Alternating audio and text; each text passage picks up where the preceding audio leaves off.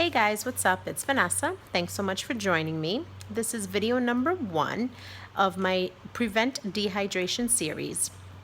I decided to talk about this topic because the past couple of days here in Connecticut, it has gotten very, very hot. And when it gets very, very hot like this is when you often see, different cases of dehydration, heat stroke, things of that nature. So I just wanted to talk today about a few tips to prevent dehydration. But first, what is dehydration? Dehydration is when you lose more fluids from your body than you're actually taking in. Remember that your body is roughly about 2/3 full of water. So on a daily basis, we have to make sure that we're drinking enough water, which is more or less about half of our body weight. Because believe it or not, our body routinely loses liquids when we urinate, when we have bowel movements, when we sweat, and even when we breathe, believe it or not.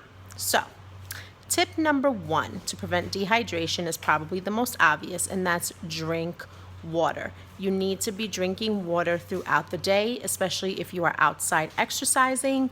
The more rigorous the exercise and the hotter it is outside, the more you need to be drinking.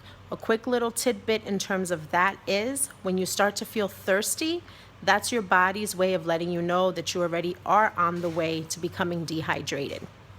So please make sure that you're drinking water consistently in about 5 to 10 minute intervals, especially when you're outside exercising. If you're someone who doesn't like water, what helps me is I infuse my water with fruits like strawberries or mint or lemons. Once in a blue, I'll throw cucumbers in there.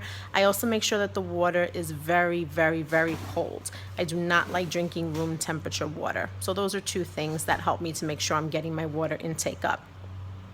Another thing is avoid alcoholic beverages and avoid caffeine. When you are drinking anything with caffeine, remember that caffeine is a diuretic. And anytime that you are drinking alcohol, remember that basically kind of dries you up from the inside out. And you also need to be aware of signs of dehydration. And sometimes when you're drinking a little too much, you're not going to be aware of what those signs are. Another tip is to really limit, I know we can't avoid, but to limit your salt intake. And again, for obvious reasons, because that enables, the salt intake enables, your water to actually release the fluids a lot faster, and you don't want that to happen. Another thing, when you are outside, especially when you're exercising or you're just engaging in any kind of regular activity, make sure that your clothing is very, very loose fitting and light. Loose, light fitting clothing. Okay, so those are a couple of tidbits for you. Check out my blog post. The link is below in the description for even more tips. Thanks for joining me. Bye.